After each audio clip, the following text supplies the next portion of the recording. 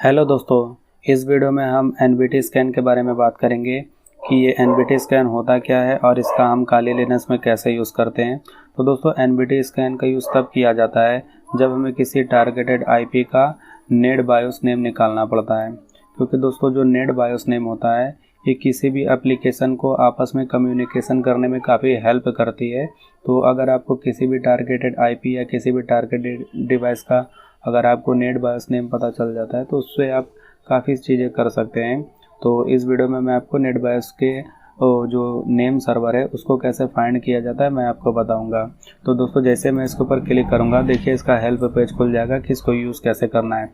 अगर दोस्तों आपने मेरी पिछली वाली वीडियो देखा है तो आपको ये पहले ही से पता होगा कि किसी भी टूल को यूज़ करने का तरीका क्या होता है, उसके हम कमांड को कैसे लिखते हैं। तो दोस्तों, किसी भी टूल को अगर आपको यूज़ करना है, उसके कमांड लिखना है, तो सबसे पहले आपको उस टूल का नाम लिखना पड़ता है। जैसे दोस्तों इस टूल का नाम है एनबीटी स्कैन। तो अगर आप कोई भी स्कैनिंग वगैरह कमांड वगैरह लिखना चाहते हैं एनबीटी स्कैन की, तो सबसे पहले आपको इसका नाम ही लिखना पड़ेगा। जैसे मैं यहाँ पे लिख देता हूँ NBT SCAN। अब दोस्तों, जो भी आपका टारगेटेड डिवाइस रहेगा उसका यहाँ पे आप आईपी एड्रेस डाल दीजिएगा। दोस्तों, बीच में आप ऑप्शन भी डाल सकते हैं, जैसे यहाँ पे लास्ट में यहाँ पे आप ऑप्शन वगैरह भी डाल सकते हैं, जैसे यहाँ पे -V -E। लेकिन दोस्तों ये अलग अलग केस में यूज़ होता है। मैं आपको नॉर्मल एक स्कैन करके दिखाता हूँ कि आखिर इस स्कैन से होगा क्या। जैसे ही दोस्तों मैंने इसके ऊपर क्लिक किया, लास्ट में आप देख रहे होंगे कि जो मेरी ये आईपी एड्रेस थी, इस आईपी एड्रेस पे जो सर्विसेज रन हो रही है वो मेटास्प्लॉइट रन हो रही है।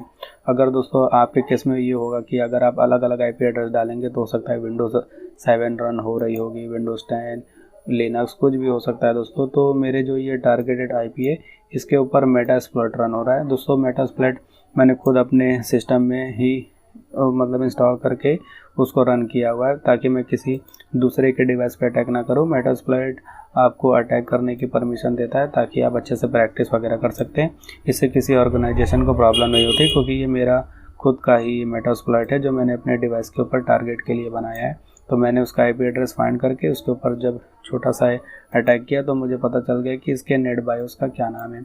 उसके अलावा दोस्तों आपको यहाँ पे मैक एड्रेस भी पता चल जाएगा। वैसे इसने मैक एड्रेस यहाँ पे फाइंड नहीं किया है, 00 दिखा रहा है। लेकिन दोस्तों अगर आप यहाँ पे अलग अलग आईपी एड्रेस डालेंगे, जो भी आपका टारगेटेड डिवाइस होगा, तो उसका आपको MAC address, user name, server, ये सब चीज़ें पता चल जाती हैं।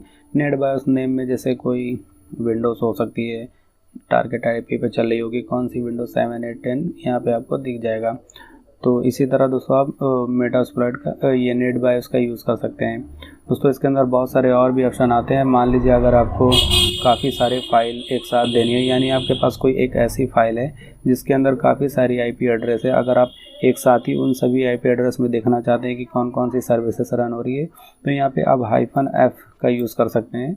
जैसे मान लीजिए यहाँ पे आपने एनबीटी स्कैन लिखा, उसके बाद -F, उसके बाद स्पेस देके आप उस फाइल का नेम दे सकते हैं। जैसे फाइल का नाम कुछ भी हो सकता है, abcd.txt, abcd.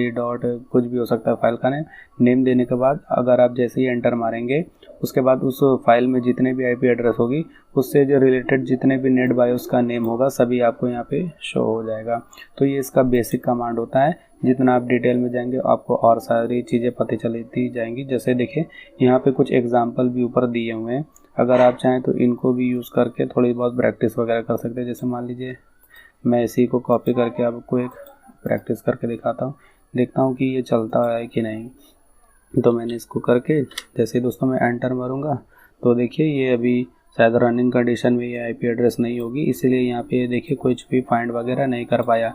अगर दोस्तों आपको ये पता करना है कि कोई आईपी एड्रेस रनिंग कंडीशन में है कि नहीं तो आप कैसे फाइंड कर सकते हैं। तो दोस्तों चलिए, जैसे मैं आपको पिंग कमांड का यूज़ करना पड़ता है। जैसे यहाँ पे हमने पिंग डाला, PING, उसके बाद आप अपने टारगेट जो भी आपकी डिवाइसेस रहेगी उसका यहाँ पे आईपी एड्रेस डाल दीजिए।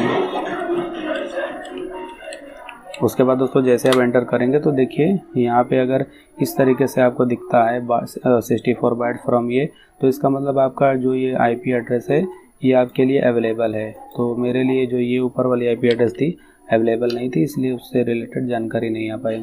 तो दोस्तों आज की वीडियो में इतना ही। होप आपको नेट बायोस से रिलेटेड कुछ इन्फॉर्मेशन समझ में आई। तो दोस्तों अगर आपको ये नहीं समझ में आई तो आप मुझे कमेंट सेक्शन में पूछ लीजिएगा, मैं आपको बता दूंगा। दोस्तों मैं चलता हूँ, मिलूँगा आपको नेक्स्ट वीडियो में नेक्स्ट टॉपिक के साथ। तब तक के लिए जय हिंद।